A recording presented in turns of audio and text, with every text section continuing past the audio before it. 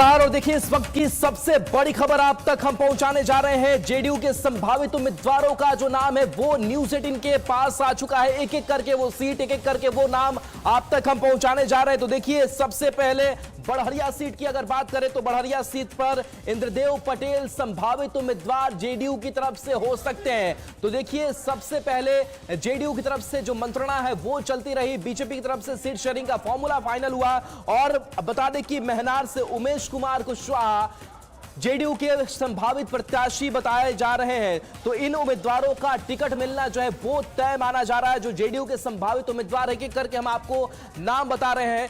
तो ये जेडीयू के संभावित उम्मीदवारों का नाम है, उम्मीदवारों का जो टिकट मिलना है वो तय माना जा रहा है। इस बीच दूसरी सीट की अगर बात करें बड़हरिया सीट की तो इंद्रदेव पटेल हैं, वैशाली से सिद्धार्थ, तो मेहनार से उमेश कुमार कुशवाहा चुनावी मैदान में जेडीयू से ताल ठोकते नजर आएंगे। अमरपुर से जयंत राज, फूलपरास से शीला मंडल एक बार फिर से यहां से उम्मीदवार होंगी। शीला मंडल इस बार विधायक भी हैं। तो जेडीयू के संभावित उम्मीदवारों के नाम लगातार आपके स्क्रीन तक हम पहुंचा रहे हैं। उम्मीदवारों का टिकट मिलना तय बताया जा रहा है। इसके साथ साथ दूसरी तरफ अमरपुर सीट की बात करें तो जयंत राज, वाल्मीकि नगर सीट से रिंकू सिंह चुनावी मैदान में, तो फूलपरास से शीला मंडल, धमदाहा से लेसी सिंह का नाम सामने आ रहा है। इसके साथ साथ कुचायकोट से अमरिंदर पांडे, बरारी से विजय निषाद, रुन्नी सैदपुर से पंकज मिश्रा, हरलाखी सीट से सुधांशु शेखर, सुपौल से विजेंद्र यादव संभावित उम्मीदवार बताए जा रहे हैं। मोकामा से अनंत सिंह, ये एक नाम जिसको लेकर के सोशल मीडिया पर अनंत सिंह ने पहले ही जानकारी दी थी कि वो नॉमिनेशन करने इस सीट से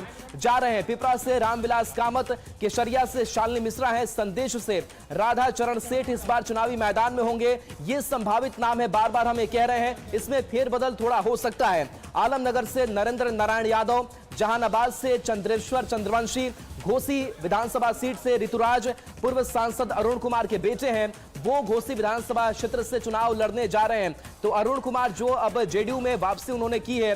बिहारीगंज से निरंजन मेहता उम्मीदवार होंगे। हथुआ की अगर बात करें तो राम सेवक सिंह, गोपालगंज जिले में यह सीट आती है। भोरे से सुनील कुमार प्रत्याशी होंगे। तो विजय चौधरी सराय रंजन से एक बार फिर से दोहराए जाएंगे। सोनबरसा से रत्नेश सदा जेडीयू के उम्मीदवार होंगे। तो शिवहर से चेतन आनंद इससे पहले आरजेडी में थे, हालांकि हमने देखा बीच में जेडीयू के वो साथ आए और उन्होंने अपना इस्तीफा भी सौंप दिया है। काटी सीट की अगर बात करें तो अजीत कुमार यहां से जेडीयू के उम्मीदवार होंगे। इसके साथ साथ वारिसनगर से अशोक कुमार मुन्ना का नाम सामने आ रहा है। बरबीघा से सुदर्शन, इसके साथ बहादुरपुर से मदन सहनी चुनावी मैदान में होंगे, जो अभी मंत्री भी हैं। इसके साथ साथ कल्याणपुर से महेश्वर हजारी का नाम सामने आ रहा है। तो ये वो नाम है जेडीयू के संभावित उम्मीदवारों का, जो एक एक करके हमने नाम आपको बता दिए हैं। इसमें कई ऐसे चेहरे हैं जो रिपीट किए गए हैं। आनंद अमृतराज हमारे साथ न्यूज़ 18 संवाददाता फोन लाइन पर। आनंद, जो संभावित उम्मीदवारों की एक लिस्ट है न्यूज़ 18 ने बताई है, इसमें खास क्या लग रहा है? देखिए, निश्चित तौर पे ये एक बार फिर से हम अपने दर्शकों को क्लियर कर दें कि ये संभावित उम्मीदवार है जिनका टिकट मिलना तय माना जा रहा है। लेकिन अंतिम समय में अगर कुछ फेरबदल होता है, जिसकी संभावना बहुत कम है, लेकिन फिर भी एक या दो उम्मीदवार ऐसे हो सकते हैं जिनका टिकट कट सकता है, उनके जगह कोई नए उम्मीदवार आ सकते हैं। लेकिन इतना तय है कि मनार से जो प्रदेश अध्यक्ष है उमेश कुशवाहा, उनका टिकट लगभग फाइनल हो चुका है। वैशाली से सिद्धार्थ पटेल जो सिटिंग विधायक हैं, उनका भी टिकट तय हो गया। अमरपुर से जयंत राज जो बिहार सरकार के मंत्री हैं, भवन निर्माण मंत्री, उन्हें भी रिटेन किया गया है। वाल्मीकि नगर से रिंकू सिंह जो लगातार विधायक जीते आ रहे हैं, उनका भी टिकट रिटेन कर दिया गया है। फूलपरास से शीला मंडल जो बिहार सरकार की मंत्री है, परिवहन मंत्री, उनका भी टिकट रिटेन कर दिया गया है। इसके अलावा धमदाहा से लेसी सिंह जो बिहार सरकार के मंत्री है, उनका भी टिकट तय कर दिया गया है। बरारी से विजय निषाद जो इसके पहले सिटिंग एमएलए हैं, उनको भी टिकट दिया गया है।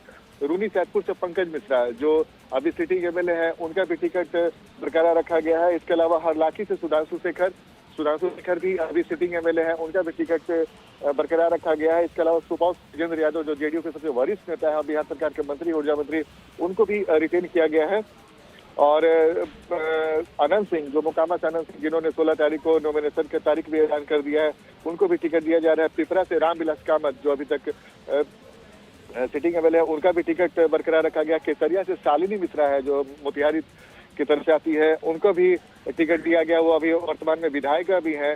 संदेश से राधा चरण सेठ जो एमएलसी थे, इस बार एक नए चेहरे के तौर पर राधा चरण सेठ को टिकट मिल सकता है, जो वैश्य समाज से आते हैं, एक बड़े नेता माने जाते हैं वैश्य समाज के। आलमनगर से नरेंद्र नारायण यादव जो है लगातार इसके पहले भी विधायक रह चुके हैं कई बार, और उपाध्यक्ष विधानसभा के उपाध्यक्ष भी अभी वर्तमान में है, उन्हें भी फिर से टिकट दिया गया। जहानाबाद से चंदेश्वर चंद्रवंशी, ये थोड़ा इंटरेस्टिंग है। चंदेश्वर चंद्रवंशी जहानाबाद से इस बार लोकसभा चुनाव लड़ रहे थे 2024 में, लेकिन वो चुनाव हार चुके थे, और तब माना गया था कि जो अरुण कुमार जो पूर्व सांसद थे जहानाबाद में, वो चुनाव में खड़े हुए थे लोकसभा चुनाव में, और जिनके वजह से माना जा रहा था कि चंदेश्वर चंद्रवंशी की हार मिली है। बहुत दिलचस्प है राहुल, मैं एक बार फिर से बताना चाहता हूँ कि चंदेश्वर चंद्रवंशी को जहानाबाद से टिकट दिया गया, और घोसी सीट है जहां से ऋतुराज जो पूर्व सांसद अरुण कुमार के बेटे हैं, उन्हें टिकट मिल सकता है। ये दोनों बेहद दिलचस्प है, क्योंकि अरुण कुमार की वजह से चंदेश्वर चंद्रवंशी हारे थे, और चंदेश्वर चंद्रवंशी को इस बार जहानाबाद से दिया गया है। और पिछली बार भूमिहार वोटरों की नाराजगी खबर आ रही थी, तो उसे साधने के लिए अरुण कुमार को न सिर्फ आज जेडीयू में शामिल कराया जा रहा है, बल्कि उनके बेटे ऋतुराज को टिकट दिया जा सकता है। बिहारीगंज से निरंजन मेहता है जो वर्तमान में विधायक है, उन्हें भी रिटेन किया गया है। हथुआ से राम सेवक सिंह जो पिछली बार हार चुके थे, वो भी पूर्व मंत्री हैं, उन्हें भी टिकट दिया जा रहा है। भोरे से सुनील कुमार जो वर्तमान में शिक्षा मंत्री हैं, उन्हें भी टिकट रिटेन किया गया है। विजय चौधरी सरायरंजन जो जेडीयू के सबसे बड़े नेताओं में से एक माने जाते हैं, नीतीश कुमार के बेहद भरोसेमंद, उनका भी टिकट रिटेन किया गया है। सोनभद्र से रत्नेश सदा बिहार सरकार के उत्पाद मद्य निषेध मंत्री हैं, उनका भी टिकट रिटेन किया गया है। सीवर से चेतन आनंद, जिसकी चर्चा आपने की, चेतन आनंद इसके पहले आरजेडी विधायक थे, जो कल ही उन्होंने सीवर से विधानसभा से इस्तीफा दिया है, और अब जेडीयू के टिकट पे सीवर से किस्मत आजमाएंगे। कांटी से अजीत कुमार जो बिहार सरकार के पूर्व मंत्री रह चुके हैं, जिन्होंने जेडीयू ज्वाइन किया था, और इस बार कांटी से उन्हें टिकट मिलने की उम्मीद बहुत ज्यादा है। वारिसनगर से अशोक कुमार मुन्ना एक बार फिर से उम्मीदवार बनेंगे जेडीयू के। बरबीघा से सुदर्शन, जिनके नाम को लेकर थोड़ा संशय था, लेकिन खबर है कि सुदर्शन ही बरबीघा से इस बार भी जेडीयू के उम्मीदवार के तौर पे उतरेंगे। बेलागंज से मनोरमा देवी, आपको याद होगा जब उपचुनाव हुआ था तो इस बार मनोरमा देवी ने जीत हासिल किया था, सुरेंद्र यादव के गढ़ को उन्होंने तोड़ा था, तो मनोरमा देवी को इसका इनाम मिला, और फिर से उनका टिकट बरकरार रखा गया। बहादुरपुर से मदन सहनी जो बिहार के समाज कल्याण मंत्री हैं, उनका भी टिकट रिटेन रखा गया है। कल्याणपुर महेश्वर हजारी जो बिहार के सूचना प्रसारण मंत्री हैं, उनका भी टिकट रिटेन किया गया। तो ये कुछ ऐसे नाम थे जिसे हमने अपने दर्शकों को बताया, और क्या वजह थी क्यों इनका टिकट रिटेन किया गया है, और किन्हें नए उम्मीदवार के तौर पे मौका मिला, उसकी भी जानकारी हम अपने दर्शकों को राहुल लगातार दे रहे हैं। चले बिल्कुल, तो ये पुराने जो चेहरे हैं वो ज्यादातर रिपीट किए गए हैं, लेकिन कुछ ऐसी सीटें हैं जिस पर अभी फैसला होना बाकी है, और जिन सीटों को लेकर के कहा यह भी जा रहा है कि उनके जो टिकट है वो कट सकते हैं, जिसमें गोपालपुर, कुशेश्वर स्थान, इसके साथ साथ सकरा या फिर सुरसंड की सीटें हैं। बाकी अन्य सीटों पर क्या रणनीति जेडीयू की तरफ से बन रही है? देखिए, निश्चित तौर पे राहुल, चिंतन मनन का दौर लगातार जारी है, और उम्मीद है कि आने वाले कुछ घंटों के अंदर जेडीयू के और भी कौन से उम्मीदवार होंगे, इसकी भी तस्वीर साफ होते चल जाएगी। लगातार हम अपने दर्शकों को उसकी जानकारी भी देते जाएंगे।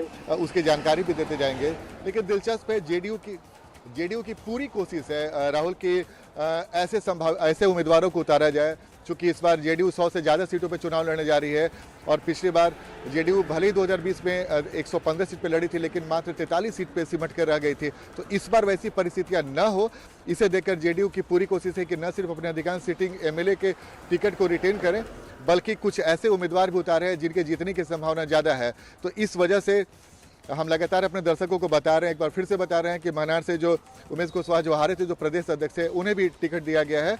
और नए नामों में नाम है, इसके अलावा अनंत सिंह है जिनके टिकट को बरकरार रखा गया है।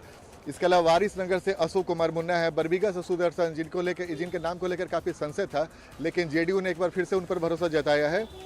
बेलागंज से मनोरमा देवी, जिन्हें उपचुनाव में जीत के बाद उसका इनाम मिला है, और चेतन आनंद जो आरजेडी के विधायक हुआ करते थे, कल उन्होंने इस्तीफा दिया और वापस फिर से जेडीयू के टिकट पर किस्मत आजमाएंगे।